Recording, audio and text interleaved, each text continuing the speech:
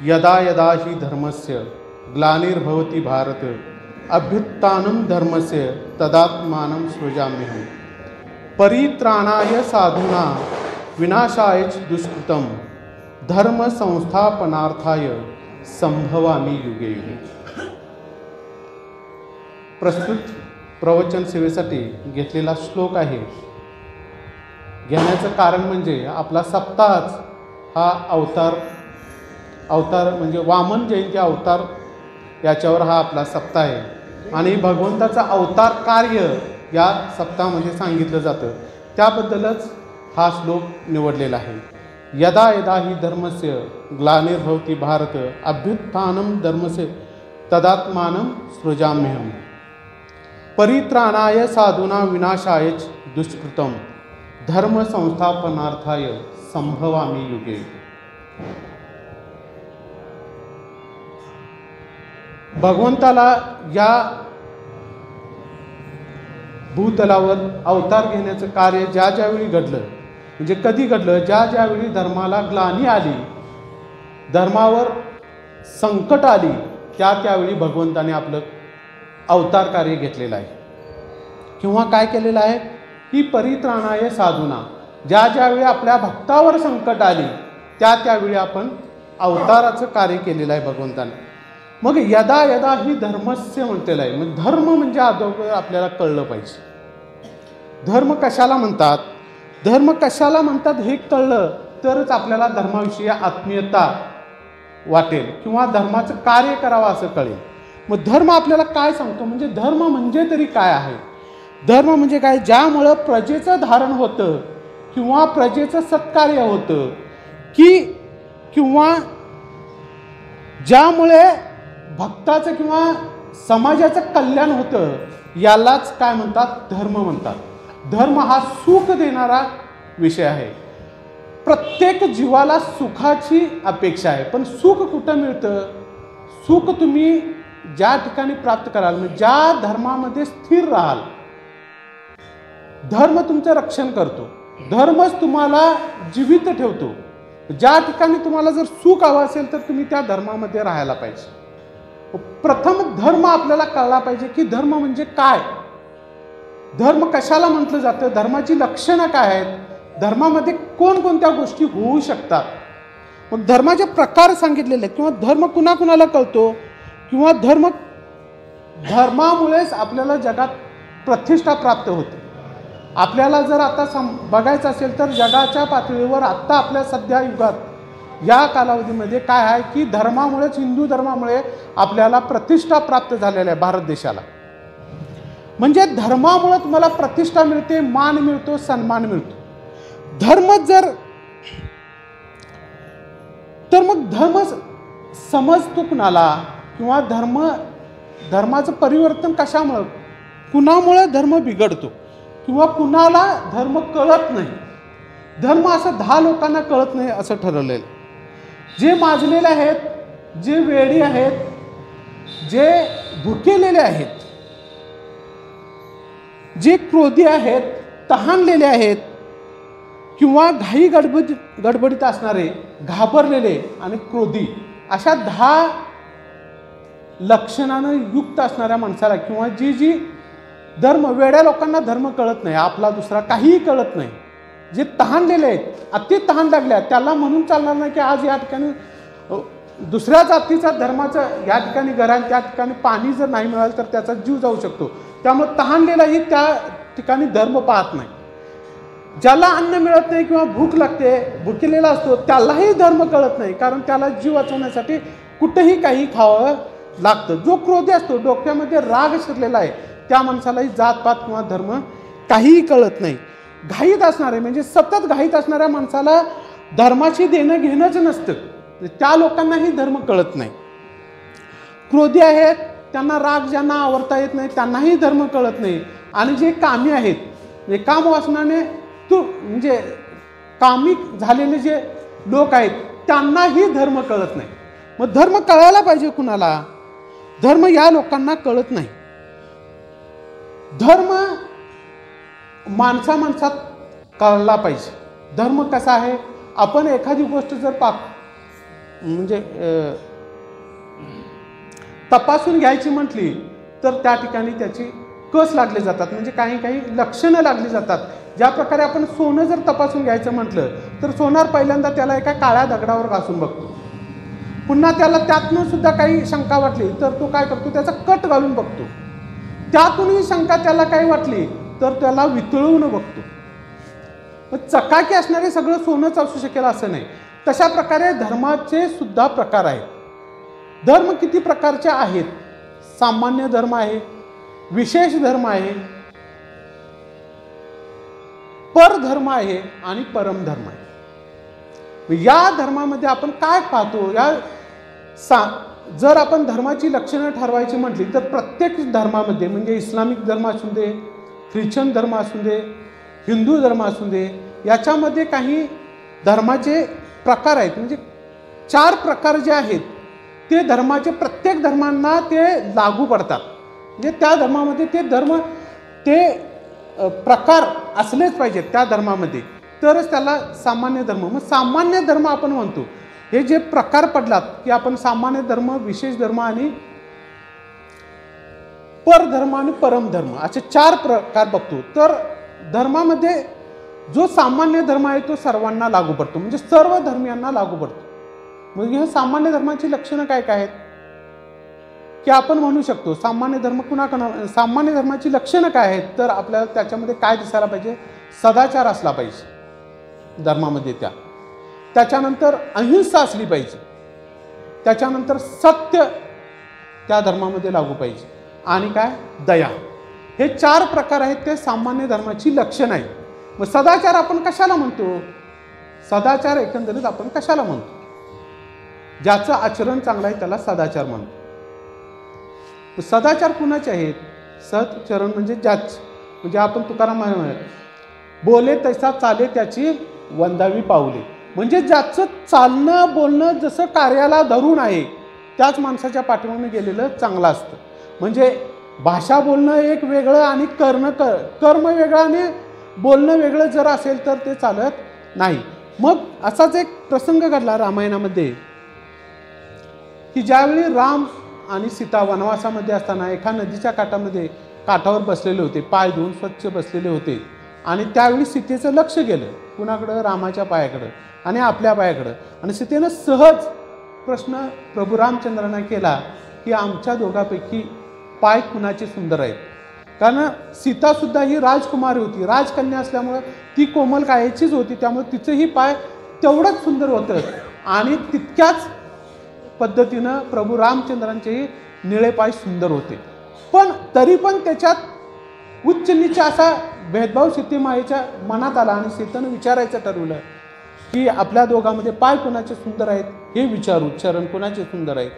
त्यावेळी म्हणजे वनवासामध्ये बाजूला उभा असणारं लक्ष्मणाला बोलवलं आणि सांगितलं की तू तुझ्या पद्धतीनं सांग की आमच्या दोघांच्या मध्ये पाय कुणाचे सुंदर आहेत.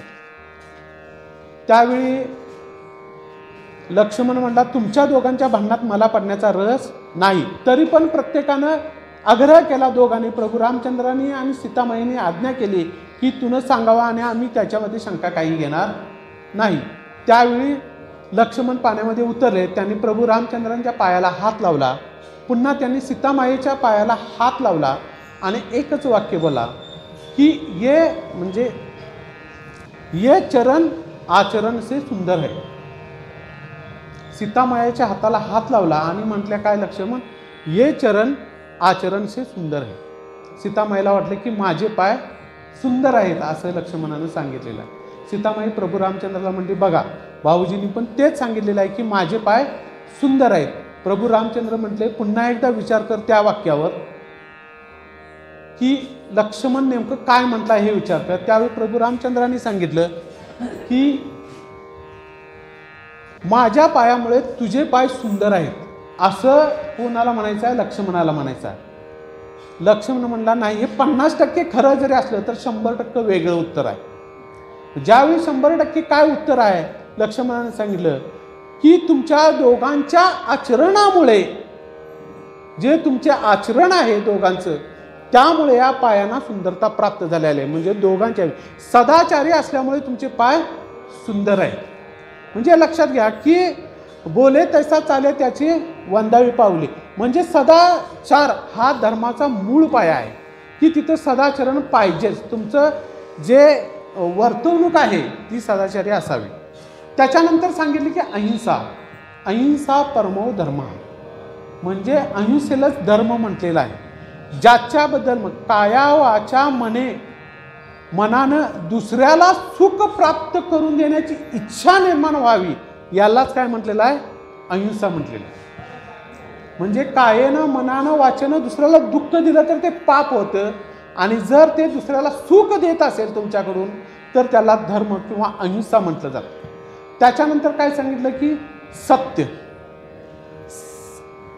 सत्य म्हणजे ज्या ठिकाणी सत्य आहे त्या ठिकाणी धर्म आहे किंवा धर्माच्या ठिकाणी सत्य हे सतत नांदत असतं. मग सत्य महत्वाचं आहे. सत्यासोबत सगळी लक्षणं तुमच्या सोबत येतात. त्याच्यातला एक दृष्टांत आहे की सत्य म्हणजे काय. तर सत्यवादी नावाचा एक राजा होता. तो अतिशय सत्यवादी, सत्यानंच वागायचा. तो आपल्या प्रजेचे एकनिष्ठ असायचा. पण एक वेळ त्याला झोपल्यानंतर असं स्वप्न पडलं की आणि त्याच्यासमोर एक पुरुष, दिव्य पुरुष पुढे आला आणि तो म्हटला की मी या ठिकाणी राहू शकत नाही. तर तो म्हटला तू कोण आहे, तू कोण आहेस, त्या राजाने विचारलं. तर यश आहे, मी या ठिकाणी राहू शकत नाही, मी निघून जातो. सत्यवादी राजा म्हटला काही हरकत नाही, तुम्ही जाऊ शकता. त्याच्यानंतर एक दिव्य स्त्री समोर आली. ती दिव्य स्त्री कोण होती तर लक्ष्मी. लक्ष्मी म्हटली मी ही एका ठिकाणी स्थिर राहू शकत नाही, मलाही जावावं लागेल. त्याच्यानंतर काय आलं तर कीर्ती आली. यश ज्याला म्हटलं कीर्ती म्हटली जाते, ती कीर्ती आली. तीही म्हटली की मी राजाजवळ म्हणजे ज्या ठिकाणी यश नाही, ज्या ठिकाणी लक्ष्मी नाही, त्या ठिकाणी मी ही कीर्ती राहू शकत नाही. हरकत नाही म्हणला, तुम्ही तिघही जाऊ शकताय. त्याच्यानंतर जो आला तो म्हणजे सत्य. सत्य राजाजवळ आल्यानंतर राजा म्हटला, राजा जो समोर आला आणि मी जाणार आहे म्हटला. तर राजा म्हटला नाही, मी सत्यवादी राजा आहे आणि मी सत्याला कधीही सोडू शकणार नाही. माझ्याजवळ ऐश्वर्य नसलं तरी चालेल, संपत्ती नसली तरी चालेल, कीर्ती नसली तरी चालेल, पण मी सत्याला सोडू शकणार नाही. मग ज्यावेळी सत्य राजाजवळ राहिलं त्यावेळी लक्ष्मीही त्याच्या पाठोपाठ राहिली, यशही त्याच्या पाठोपाठ राहिलं आणि कीर्तीही त्याच्या पाठोपाठ. सत्य जर तुमचं कायमस्वरूपी सत्यावर तुम्ही ठाम असाल तर कितीही त्रास झाला तर सत्याचा हा विजय होतोच. म्हणजे सत्य ही तुम्हाला धर्माला लागू पडतं. म्हणजे सदाचार, अहिंसा, सत्य. चौथी गोष्ट आहे दया. दया, क्षमा, शांती तेथे देवाची वस्ती म्हटले. म्हणजे किंवा दया तेथे धर्मू सुखागमू. म्हणजे दया असेल तर तिथं धर्म हा नांदणारच आणि धर्म ज्यावेळी नांदतो त्यावेळी त्या ठिकाणी सुखाची प्राप्ती होतेच. म्हणजे सुख तुम्हाला मागावं लागत नाही, सुख आपोआप तुमच्या बरोबर येतं. म्हणजे ही धर्माची लक्षणं कोणत्या झाली तर सामान्य धर्म. आपल्याला पहिल्यांदा आचरणात आणावा लागणार आहे, तो काय आणावा लागणार आहे? सामान्य धर्म. आणि सामान्य धर्मामध्ये आपण सदाचारी, अहिंसावादी, सत्य आणि दयावादी ह्या चारही गोष्टी आचरणात आणल्या तर आपण त्याच्या दृष्टीनं त्या परमधर्माच्या दृष्टीनं आपली वाटचाल सुरू होईल. मग यांच्यानंतर जो धर्म येतो तो विशेष धर्म. विशेष धर्म कशाला म्हटलं जातं तर आपल्या जीवनामध्ये 4 आश्रम आहेत, 4 धर्म आहेत वेगवेगळे. म्हणजे ब्राह्मण धर्म, क्षत्रिय धर्म, वैश्य आणि शूद्र असे 4 धर्म आहेत. 4 धर्माची कार्य ही ज्या त्या विशेष धर्मानुसार त्यांची कार्य आहेत. म्हणजे ब्राह्मणांचे कार्य वेगळं होतं, क्षत्रियांचं कार्य वेगळं होतं, वैश्यांचं कार्य वेगळं होतं आणि शूद्रांचं कार्य वेगळं होतं. म्हणजे त्या विशेषणानुसार धर्माची प्रचिती प्रत्येकाला येते. त्याच्यानंतर आश्रम आहेत, 4 आश्रम आहेत. पहिला आश्रम आहे ब्रह्मचर्य, त्याच्यानंतर गृहस्थ आश्रम, वानप्रस्थ आश्रम आणि त्याच्यानंतर संन्यास. म्हणजे 4 आश्रम आहेत. 4 आश्रमामध्ये प्रत्येक धर्माचं कार्य वेगवेगळं आहे. ब्रह्मचर्यामध्ये तुम्ही अधिक करत जाता. म्हणजे आपण घेत जातो ब्रह्मचर्यामध्ये, ज्ञान घेणं, विद्या घेणं, गुरूंच्याकडून शिक्षण घेणं, ज्या क्रिया ज्या होतात त्या तुमच्या कधी होतात? ब्रह्मचर्य आश्रमामध्ये होतात. गृहस्थ आश्रमामध्ये काय होतं की तुम्ही ब्रह्मचर्य आश्रमामध्ये मिळवलेलं जे ज्ञान आहे वजाबाकी त्या ठिकाणी होते की आपण दिलं जातं, ते गृहस्थ आश्रमामध्ये वाटलं जातं, ते एकमेकाला दिलं जातं, म्हणजे आपल्या ज्ञानातून त्याची वजाबाकी आपण करत जातो.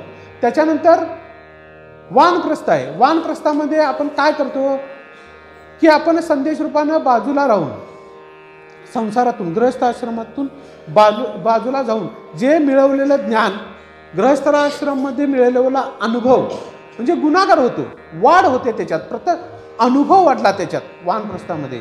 आणि संन्यासाश्रमामध्ये काय होतं की भागाकार होतं. भागाकारामध्ये काय असतं? आपलं उत्तर काय असतं? बाकी शून्य यायला पाहिजे. संन्यासाश्रमामध्ये सगळंच सोडायचं आहे आणि शून्यच घेऊन, म्हणजे ते एक परब्रह्म घेऊनच आपण बाहेर पडायचं आहे. संन्यासाश्रमामध्ये तुम्ही काही मिळवायचं नाही, कुणाला काही द्यायचं नाही आणि साठवूनही ठेवायचं नाही. म्हणजे हे प्रकार ज्या त्या धर्मानुसार ज्या त्या आश्रमामध्ये ते धर्म कार्य करून घेतो तुमच्याकडे. हे कुठल्या कार्यामध्ये होतं तर विशेष धर्मामध्ये होतं. त्याच्यानंतर परधर्म आला. परधर्म धर्माचं परिवर्तन काही ठिकाणी केलं जातं, धर्म परिवर्तन घडलं जातं. धर्म परिवर्तनामध्ये काय होतं की आपण जर आपल्या धर्मातून दुसऱ्या धर्मामध्ये गेलो तर त्या ठिकाणी भीतीदायक वातावरण निर्माण होतं.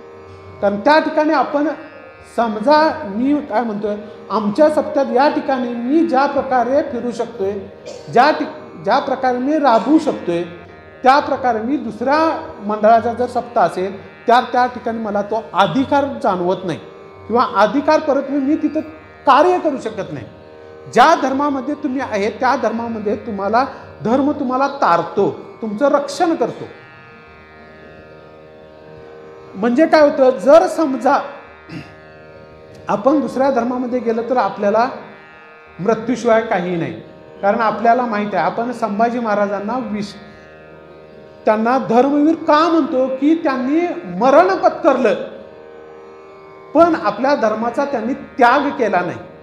ज्या लोकांनी धर्माचं परिवर्तन केलं त्यांचा नाश झालेला आहे. म्हणजे परधर्मामध्ये गेल्यानंतर तुम्हाला मृत्यू ठरलेला आहे, भीतीचं वातावरण आहे, तिथं तुम्हाला सुरक्षितता नाही.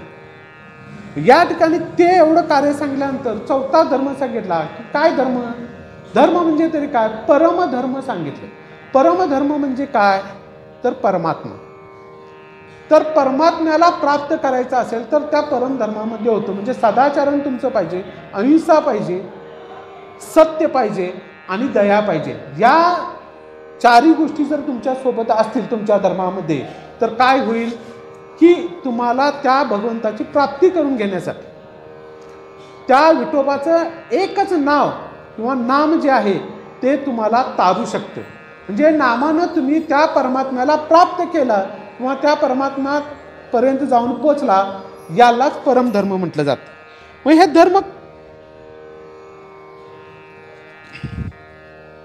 परमधर्म मध्ये तुम्हाला भगवंताची प्राप्ती होते. म्हणजे आपण धर्माला सहकार्य करायला पाहिजे. म्हणजे धर्मामध्ये आपण आचरण जे आहे ते अतिशय व्यवस्थित ठेवायला पाहिजे.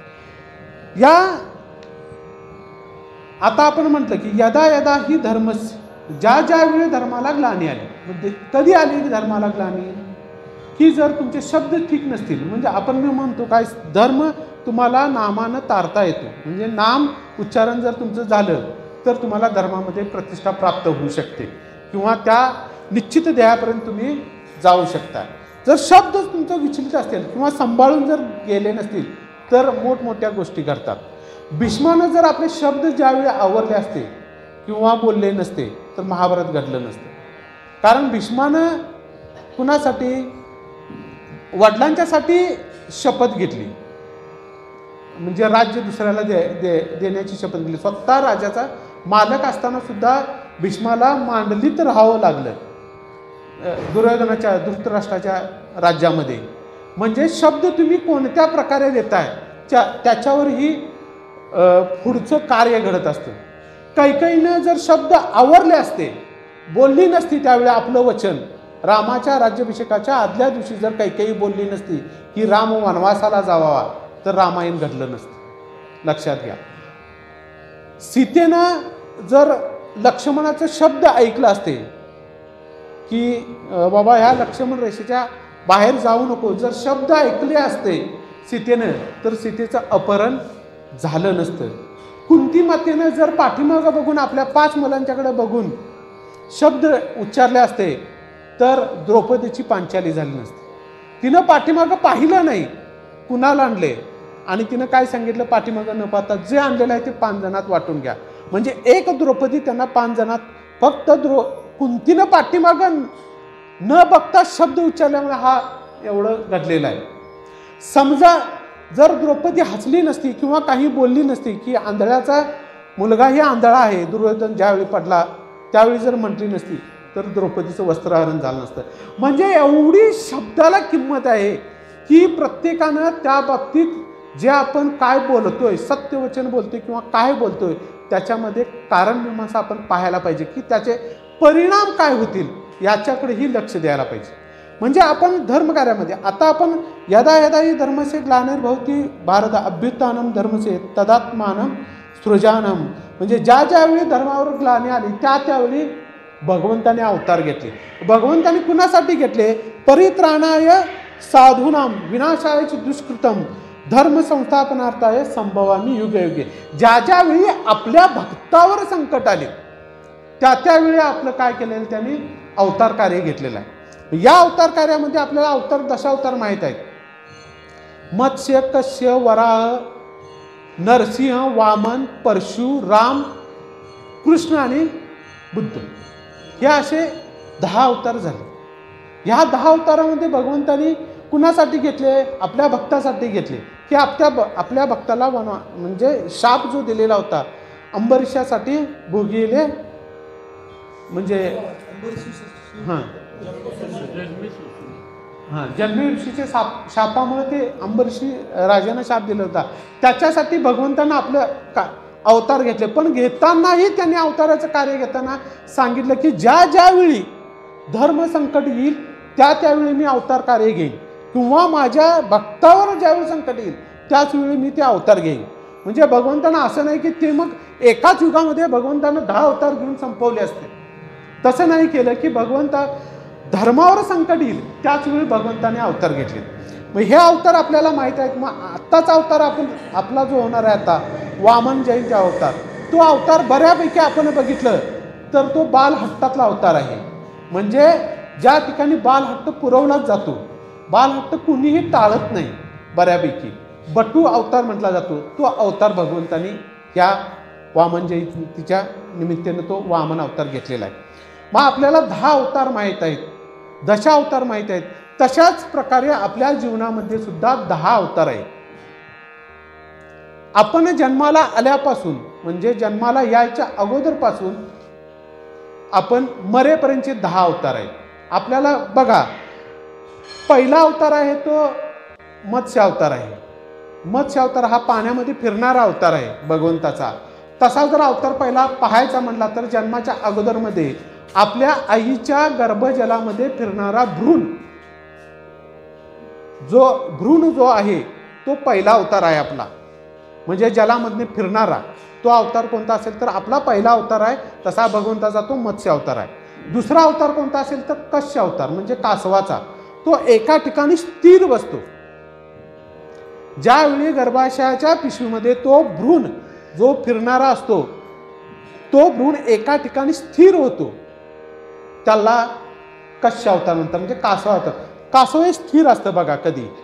त्याच्यानंतर जो अवतार आहे वराह अवतार. वराह अवतारामध्ये तुम्ही वराहाचं जर कधी प्रतिमा पाहिली किंवा वराह डुक्कर जर पाहिलं, आपण ज्याला डुक्कर म्हणतो ते डुक्कर म्हणजे वराह अवतार. तर त्या अवतारामध्ये त्या डुकराचे पाय, 4 पाय हे लहान असतात, अगदी लहान. डोकं मोठं असतं आणि शरीर लहान असतं. तशा प्रकारे 3ऱ्या महिन्यामध्ये आपल्या आईच्या पोटामध्ये जे मूल तयार होतं त्या मुलाचं डोकं मोठं असतं, हातपाय अगदी लहान असतात आणि शरीर लहान असतं. म्हणजे वराह अवताराचे साम्य आहे ते. 3ऱ्या महिन्यातलं बाळ, 3 ते 5व्या महिन्यापर्यंत जे पोटामध्ये बाळ असणार आहे ते वरा अवताराप्रमाणे आहे. त्याच्यानंतर जो अवतार आहे तो नरसिंह अवतार. नरसिंह अवतारामध्ये जर भगवंताला तुम्ही पाहिलं असेल तर देवाचा अवतार असा होता की अंगावर सगळे अंतडी त्यानं हिरण्यकशिपूची अडकलेली होती. सगळं रक्तमांस सगळं अंगावर पडलेलं होतं नरसिंह अवतारामध्ये. चेहरा स्पष्ट नव्हता, म्हणजे तो पुरुष आहे स्त्री आहे काही कळत नव्हतं त्या अवतारामध्ये, नरसिंह अवतारामध्ये. तशा प्रकारे जन्माला आलेलं पहिलं बाळ म्हणजे पहिला क्षण जर बाळाचा असेल तर डोकं लांब असतं, स्थिर नसतं, सगळ्या अंगावर रक्तमांस असतं, अंगावर वारीचं वगैरे ते नाळीचं वगैरे तिडे असतात. म्हणजे तो अवतार कोणता आहे बाळाचा? आपल्या जीवनाचा नरसिंह अवतार आहे. त्याच्यानंतर येणारा अवतार जर कुठला असेल तर तो वामन अवतार. बाल हट्टे वय वर्ष 3ऱ्या वर्षापासून 9व्या वर्षापर्यंत जे असणारं जे बाळ आहे त्याला आपण वामन अवतार म्हणतो. या वामन अवतारामध्ये आपण कितीही मोठा इन्स्पेक्टर असून दे किंवा कितीही मोठा कुणीही असून दे, जर बाळानं जाताना त्याचा पाय धरला आणि एक चॉकलेट जरी मागितली, कितीही गडबडीत असेल तर त्याचा तो हट्ट पुरवावा लागतो. आणि या वामन अवतारामध्ये भगवंताचा हट्ट पुरवण्याचं काम कोणी केलं असेल तर बळीराजाने केलं.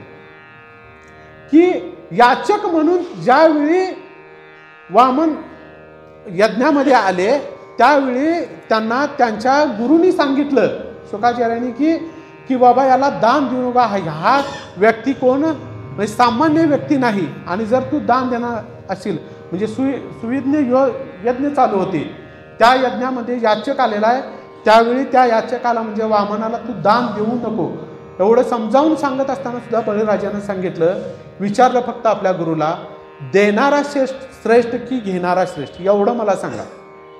या ठिकाणी मला मृत्यू आला तरी चालेल, पण देणाऱ्यापेक्षा म्हणजे घेणाऱ्यापेक्षा देणारा जर श्रेष्ठ असेल तर मी जो काय मागल वामन त्याला मी ते द्यायला तयार आहे. त्यावेळी त्याने त्रिपाद भूमी मागितली आणि काय केलं की एक पृथ्वीवर, एक आकाशात आणि एक बळीराजाच्या मस्तकावर अशी त्रिपाद भूमी ती संपादन करून त्याला काय केलं भूमीमध्ये गाडलं गेलं. म्हणजे हा वामन अवतार आहे की वामन अवतारामध्ये हट्ट आणि याचक असतो. त्याच्यानंतर जो अवतार आहे की 12 वर्ष ते 19 वर्षापर्यंत जो कार्य असते ते काय असते की जिथं लात मारेल तिथं पाणी काढेल एवढी रग अंगात आलेली असते. हे तरुण वय आहे. हो जो अवतार आहे तो कुठला आहे? परशुरामाचा अवतार आहे. कारण परशुरामन एका म्हणजे शपथ घेऊन 21 वेळा काय पृथ्वी निक्षत्र केले. म्हणजे एवढी ताकद असते त्या अवतारामध्ये किंवा आपल्या वयाच्या म्हणजे वय वर्ष 9व्या नंतर 19व्या वर्षापर्यंत ती रग असते. त्याच्यानंतर जो अवतार आहे तो राम अवतार. राम अवतारामध्ये काय केलं की सदाचरण म्हणजे मर्यादा पुरुषोत्तम म्हणून आपण रामाला पाहतो. या कालावधीत म्हणजे 21 वय ते 40 वर्षापर्यंत आपण वानप्रस्थ म्हणजे गृहस्थाश्रममध्ये जातो, लग्न करतो आणि या लग्नामध्ये सगळ्यांना सांभाळण्याचं काम, वचनांची पूर्तता करण्याचं काम करत असेल तर ती व्यक्ती करते. वय वर्ष 21व्यापर्यंत गृहस्थाश्रम ज्यांना स्वीकारलाय त्याला आई वडिलांनाही सांभाळावं लागतं, नवरा बायकोंनाही म्हणजे बायकोलाही सांभाळावं लागतं, मुलांनाही सांभाळावं लागतं, सर्व नात्यांनाही सांभाळावं लागतं, समाजालाही सांभाळावं लागतं. त्या कालावधीत आपण काय असतो की मर्यादित पुरुषोत्तम असतो. म्हणजे मर्यादित आपल्याला संपूर्ण मर्यादा असतात. कोणतीही गोष्ट करण्यापूर्वी आपल्याला त्याचा विचार करावा लागतो. ही गोष्ट म्हणजे आपण राम असतो त्यावेळी. त्याच्यानंतर जो अवतार आहे तो कृष्ण अवतार, 8वा अवतार. पूर्ण पुरुषोत्तम म्हटलं जातं की ज्याच्यामध्ये ब्रह्मचर्य गृहस्थाश्रम दोन्ही आश्रमांचा अनुभव असतो आणि समोरच्या माणसाला उपदेश करण्याची ताकद निर्माण झालेली असते. ती कधी झालेली असते? वयाच्या 40 नंतर. आपल्याला अनुभव आल्याशिवाय दुसऱ्याला म्हणजे अनुभव आले अंगात तेही जगात देत असे. म्हणजे आपल्याला अनुभव आला तरच आपण दुसऱ्याला देत असतो. आणि हे कार्य कोणी केलं असेल? श्रीकृष्णानं बऱ्याच वेळा महाभारतामध्ये शिष्टाई करण्याचा प्रयत्न केला पण घडला नाही. म्हणजे तो कालावधी आपला कशाचा आहे? कृष्ण अवताराचा आहे. त्याच्यानंतर जो अवतार आहे तो बुद्ध. मग अनुभवही संपला, सगळ्यांना सांगूनही संपलं, गृहस्थाश्रमही झाला. त्याच्यानंतर येतो वानप्रस्थ. म्हणजे आपण आहे त्या संसारातनं काय करायचं आहे. बुद्ध म्हणजे सम्राट अशोकच ना. बुद्धांचा अवतार जो आहे, बुद्धांचं राज्य होतं, राजा होते ते.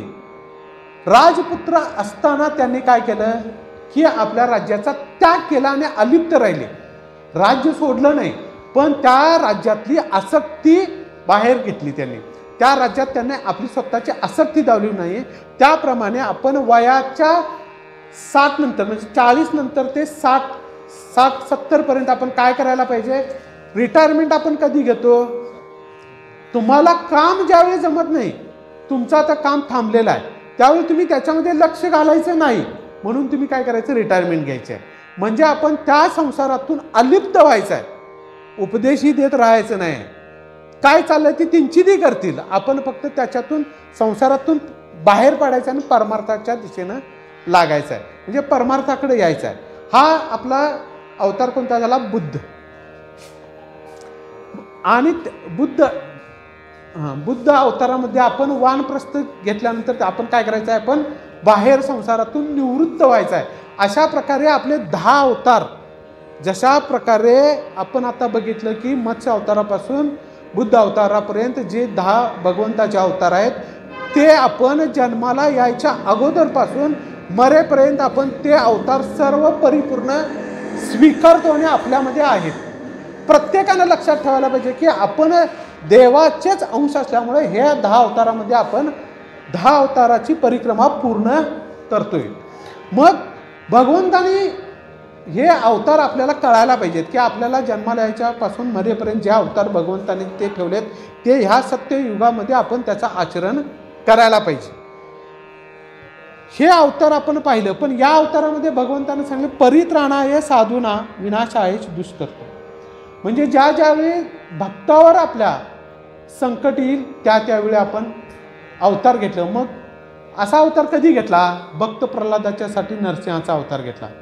ज्यावेळी प्रल्हादाला अतिशय त्रास झाला की हिरण्यकश्यपूने सांगितलं की जो तुझा देव जो कुठं आहे म्हणतोस तो मला दाव, ह्या खांबात असेल तर प्रल्हादाने सांगितलं की ह्या खांबामध्ये सुद्धा देव आहे.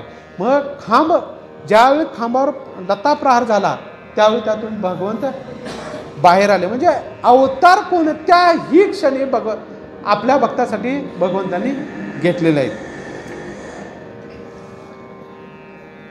या अवतार कार्यामध्ये आपल्याला बरेच माहिती आहे की भगवंताचं अवतार कार्य म्हणजे आपले तुकाराम महाराज हे अवतार कार्यच आहे. म्हणजे ज्ञानोबाचा एका नामाचा तुका, म्हणजे ह्या अवतारात हे जरी अवतार असले तरी पांडुरंगाचेच आहे. पांडुरंग नाव ठेविले, हां म्हणजे लोपले ज्ञान नाही, अवतार पांडुरंग नाव ठेविले ज्ञाने. म्हणजे भक्त पांडुरंगाचा अवतार कोण आहे तर ज्ञानेश्वर माऊली आहे. मग ज्ञानेश्वर माऊलीचा अवतार भगवंताला का घ्यावा लागला, भगवंताला का घ्यावा लागला. ज्यावेळी पुंडलिकरायांनी विटेवर उभा राहायला सांगितलं, बरेच वर्ष भगवंतानं पाहिलं की आपल्याकडं कोणच भक्त येत नाहीत. भगवंतानं सांगितलं, म्हणजे पुंडलिकानं सांगितलं की जे तुझ्याकडं जड मूळ कोणीही येतील त्यांचा तू उद्धार कर या विटेवर उभा राहून, असं भगवंतानं पांडुरंगाला सांगितलं. पण पांडुरंगाला कळलं ना की आपल्याकडं कोण भक्तच यायला तयार नाही, तर मी उद्धार तरी कोणाचा करणार. त्यावेळी पुंडलिकरायाने सांगितलं की पांडुरंगा तुम्हाला अवतार कार्य करावं लागेल, तुम्हाला अवतार संतांचा घ्यावा लागेल. आणि ज्यावेळी तुम्ही अवतार संतांचा घेशीला त्यावेळी काय होईल, या ठिकाणी तुम्हाला त्या अवतारामध्ये त्या अवतार घेतल्यानंतर संतांचा तुम्ही त्या ठिकाणापासून तुझ्यापर्यंत पायीवारी किंवा दर्शनाचं जे लाभ आहेत ते तुम्हाला संतांनी सांगावे लागतील आणि त्याचं आचरण मग परत जे भक्त आहेत ते करतील आणि तुझ्या दर्शना येतील. म्हणून भगवंतानी पांडुरंगाने काय केलं की ज्ञानेश्वर माऊलींच्या रूपानं काय केलं की अवतार कार्य घेतलं आणि ज्ञानप्राप्त त्या अवतार कार्यामध्ये ज्ञानप्राप्त झाल्यानंतर त्यांनी काय केलं की देव म्हणजे आळंदीपासून पंढरपुरापर्यंत पहिली वारी चालू केली ज्ञानोबारायांनी. आणि ह्या वारीच्या निमित्तानं आतापर्यंत जे भक्त जे असतात ते सर्वजण काय करतात, पंढरपूरच्या दर्शनाला यायला लागले आणि त्या दर्शनांचा उद्धार करायचं काम जर कोणी केलं असेल तर भगवंताने केलं. म्हणजे अवतार कार्यानुसारच, म्हणजे आपल्या भक्तासाठीच भगवंताने अवतार घेतलेले आहे. आणि या अवतारामध्ये प्रत्येक वेळी भगवंतानं काय केलेलं आहे, भक्तांचा उद्धार करून आपल्याला तृप्त करून घेतलेला आहे.